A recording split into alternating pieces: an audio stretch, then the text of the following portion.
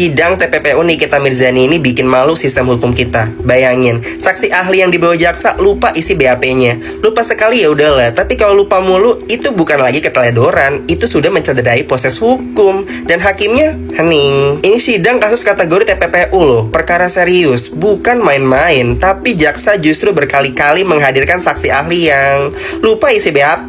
Halo, BAP itu kan dokumen resmi, dasar pemeriksaan. Kalau saksi sendiri nggak konsisten dengan keterangannya, itu sama aja mencederai asas due process of law. Pertanyaannya, kenapa hakimnya hening? Tugas hakim itu menjaga marwah persidangan. Kalau saksi pelupa dibiarin terus bersaksi, bukannya malah merusak integritas bukti di persidangan. Di sisi lain, jaksa tuh seakan nggak belajar. Kalau saksi nggak siap, kenapa tetap dipaksa maju buat bersaksi? Apa ini sekedar kelalaian atau justru bagian dari strategi untuk mengaburkan perkara? Karena menurut KUHP, keterangan saksi itu harus jelas, konsisten, dan relevan. Kalau lupa mulu, ya itu wajar nggak sih dipertanyain kredibilitasnya? Dan publik tuh berhak curiga, apa proses ini masih mencari kebenaran material atau cuma formalitas sidang yang penuh drama? Nikita memang terdakwa, tapi lihat baik-baik deh. Hari ini yang dipertaruhin bukan cuma nasib Nikita, tapi juga kredibilitas hukum kita. Kalau saksi ahli aja nggak bisa diandelin, kalau hakim nggak tegas, kalau jaksa nggak asal bawa orang, lalu siapa yang sebenarnya sedang diadil di sini?